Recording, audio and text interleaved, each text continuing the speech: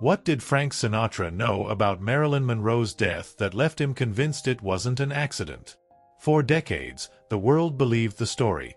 An overdose, a troubled star, a tragic end. But Sinatra wasn't buying it. Behind closed doors, he spoke of something darker, a cover-up, a conspiracy, and a death that was never meant to be understood. Marilyn was more than a Hollywood icon.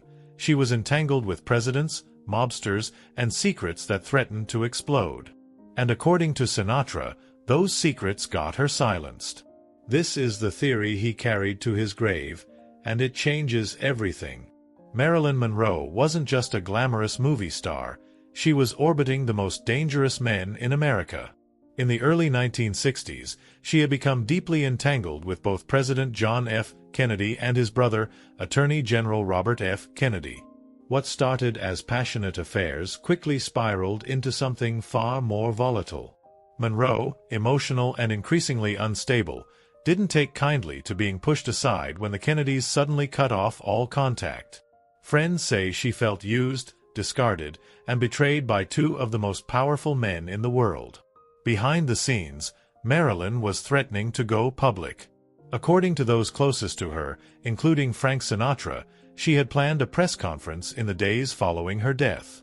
What she intended to say remains a mystery, but whispers of what she might have exposed sent shockwaves through political and criminal circles. Some believe she was going to announce her reconciliation with ex-husband Joe DiMaggio. Others say she planned to reveal everything about the Kennedys, including names, dates, and secrets that could have destroyed careers and changed the course of American history. At the time, the stakes couldn't have been higher. John F. Kennedy was preparing for re-election. His brother was a rising political star. And Marilyn Monroe, the most recognizable woman on the planet, had become a dangerous liability. She knew too much, felt too deeply, and was teetering on the edge. The fear wasn't just what she might say, it was that people would believe her. Whether she intended to expose the Kennedys or not, the perception alone was enough to make her a target. And those close to her, including Sinatra, knew exactly how serious the situation had become. In Monroe's world, secrets weren't just scandalous, they were lethal. But behind the curtain, one man knew more than anyone realized, and he was about to break his silence. Frank Sinatra wasn't just another Hollywood legend in Marilyn Monroe's orbit, he was one of the few people she truly trusted. While the tabloids often speculated about a romantic connection between them, those who knew them best say it was something deeper. Sinatra adored her, but not in the way people assumed. He saw the pain behind the smile, the loneliness behind the fame. To him, Marilyn wasn't just a sex symbol. She was fragile, wounded, and in desperate need of real protection. They spent long nights talking, especially during the final months of her life. Sinatra knew about her breakdowns, her paranoia, and her growing fear that someone was watching her. According to Tony Apedisano, Sinatra's longtime friend and road manager, Marilyn confided in Frank about everything: her affairs with the Kennedys, her heartbreak after being shut out, and her confusion about what had changed so suddenly. Monroe told him she felt like she was being erased, like she was no longer useful to the men who once couldn't get enough of her. Just days before her death, Marilyn stayed at Sinatra's Cal Neva Lodge, a secluded, upscale resort near Lake Tahoe. The trip was supposed to be a getaway, a chance to breathe. But something about that weekend haunted Sinatra for the rest of his life. He noticed how emotionally drained she seemed. There was talk about a press conference, a big announcement she planned to make. He warned her to be careful, told her to stay quiet. But Marilyn wasn't the kind of woman who took orders. Especially not when she felt discarded. What Sinatra saw that weekend convinced him that Marilyn wasn't just spiraling, she was walking straight into danger. And when news broke of her sudden death days later, he wasn't shocked. He was furious. To him, it wasn't just a tragedy, it was a hit. One that was covered up before the body had even gone cold. And when the press conference never happened, Sinatra knew something or someone had stopped her. Permanently. Marilyn Monroe had a plan, and it terrified the people in power. In the days leading up to her death, she told close friends that she was preparing to make a public announcement. According to multiple sources, including those close to Sinatra, Marilyn hinted that she would soon hold a press conference. Something major, something personal, and possibly political. To the outside world, it sounded like a comeback. But to those who knew what she was holding on to, it sounded like a warning shot. She spoke of reconciling with Joe DiMaggio, the one man she felt had truly loved her. They had been growing close again, quietly seeing each other, and Marilyn believed that rekindling that bond would bring stability back to her life. But the press conference wasn't just about love, it was about reputation. She wanted the world to see her as more than a discarded mistress or fading star. And she wanted to clear the air about the Kennedy brothers, who had ghosted her without explanation after their affairs ended. Marilyn wasn't subtle about her knowledge. She had confided in Sinatra, revealing details about her relationships with both JFK and RFK. She didn't want to hurt them, but she was tired of being treated like she didn't matter. In Sinatra's view, her upcoming press conference posed a threat not just to the Kennedys, but to an entire political structure that couldn't afford the chaos her words might unleash. Whether she intended to expose private affairs or simply reclaim her own narrative, the idea of Monroe speaking openly was enough to send panic through powerful circles. Sinatra believed that the mere possibility of exposure sealed her fate. She had become too unpredictable, too emotional, too dangerous. When Marilyn never showed up for that press conference, Sinatra didn't just mourn her. He started asking questions. Because he knew her well enough to know she wouldn't back down unless something, or someone, forced her to. And what he found during his search for answers would lead him into even darker territory. Frank Sinatra wasn't the kind of man who accepted easy answers, especially when they didn't add up. When news broke that Marilyn Monroe had been found lifeless in her bedroom, the official explanation came swiftly: barbiturate overdose. Probable self-harm. Case closed. But Sinatra didn't buy it, not for a second. To him, the timeline was too neat, the evidence too clean, and the people around her just a little too quiet. Driven by suspicion and a deep sense of loyalty, Sinatra launched his own behind-the-scenes investigation. He didn't trust the police, and he certainly didn't trust the press. Instead, he hired private investigators to examine everything, from Marilyn's phone records to her toxicology reports. What they uncovered only raised more questions. For one, the toxicology report showed lethal levels of drugs in her system, but no trace of pills in her stomach. That suggested the dose hadn't been swallowed. It had been administered another way, possibly through a barbiturate suppository or even an injection while she was unconscious. And then there were the missing pieces. Her phone records? Gone. Her personal diary, filled with sensitive entries about her political and romantic relationships? Disappeared. Marilyn had made multiple calls the night she died, possibly to the White House, but no one could explain where those logs went. For Sinatra, this wasn't just sloppy police work. It looked like a cover-up.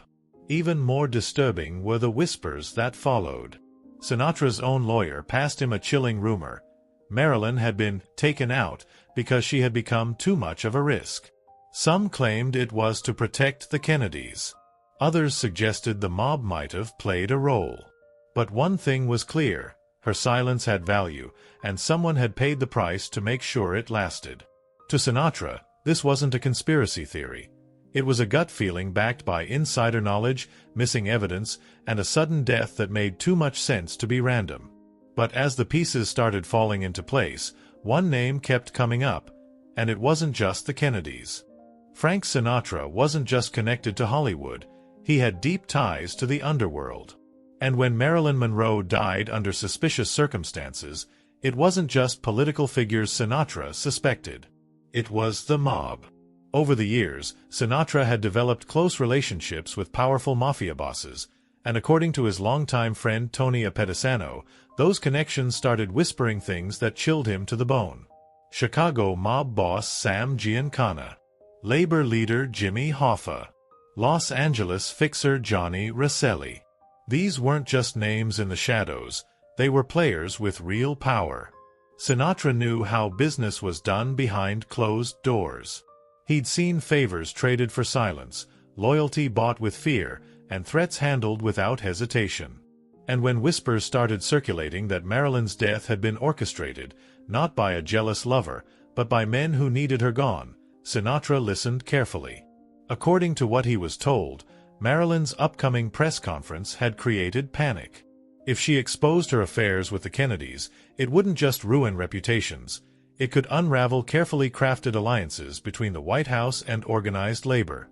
At the time, President Kennedy needed the support of powerful unions for his re-election bid. Hoffa had his own reasons to keep the Kennedys in check. And the mob? They just wanted their deals to stay protected. Sinatra believed Monroe's death was a favor, an exchange made in smoke-filled rooms.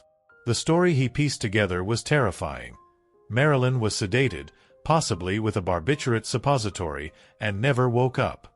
The press would be fed a simple story, the body cleaned up, and the scandal buried, along with her.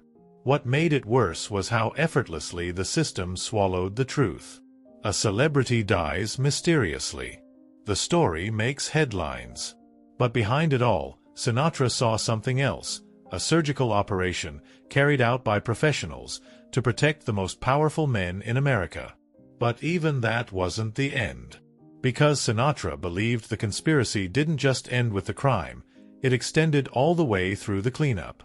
To Frank Sinatra, the most terrifying part of Marilyn Monroe's death wasn't the act itself, it was how cleanly it was buried. He didn't just believe she was silenced. He believed the aftermath was carefully choreographed by people with power, access, and no conscience. Every thread he pulled seemed to lead back to the same conclusion. Someone was protecting a secret, and they had help from inside the system. Start with the medical examiner. Sinatra suspected the autopsy was compromised from the beginning.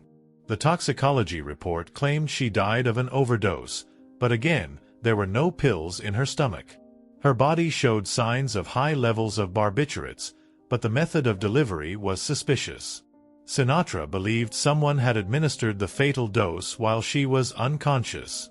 He even speculated that the examiner either missed or ignored signs of foul play under pressure from powerful outside forces. Then there was the LAPD.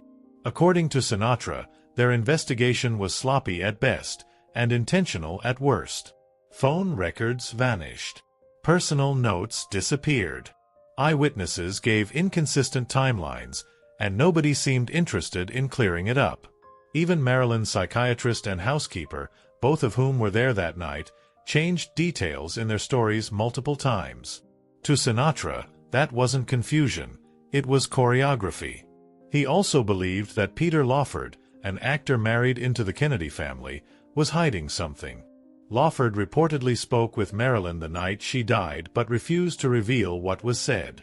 His silence only added fuel to Sinatra's suspicions. And when phone calls Marilyn made that night supposedly disappeared from telephone logs altogether, it became harder and harder to believe this was just a tragic accident. Everything about her final hours felt like a controlled narrative, a story designed to calm the public, protect the guilty, and silence the truth. And Sinatra wasn't having it. For him, this wasn't just about Marilyn anymore, it was about justice. And he would spend the rest of his life chasing it, no matter where it led. Frank Sinatra was never the same after Marilyn Monroe's death. Publicly, he played the role of the tough, unshakable entertainer. But privately, he carried a wound that never healed.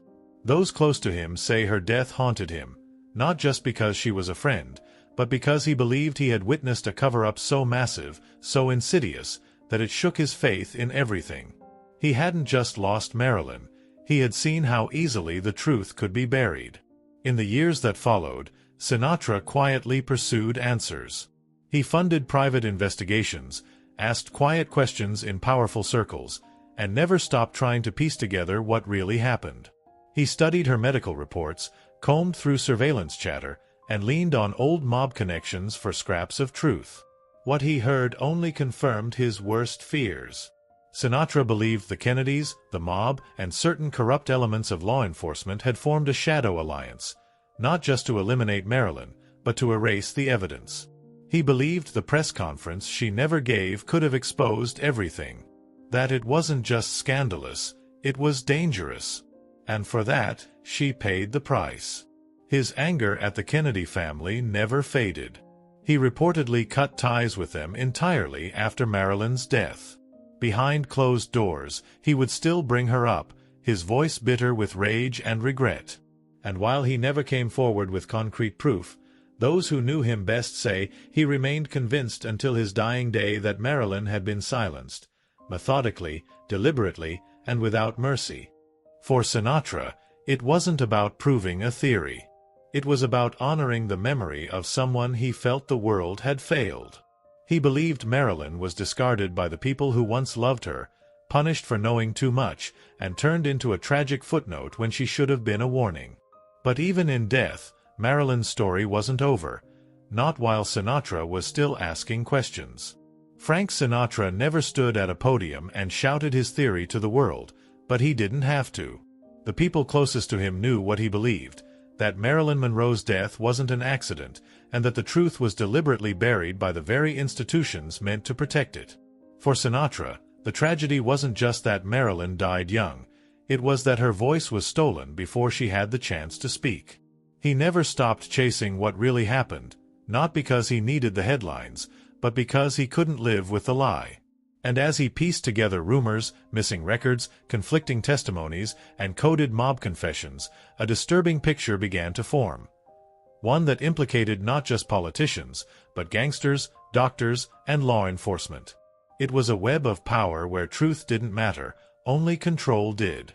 And Marilyn Monroe, for all her beauty and fame, had become a liability too big to leave alive.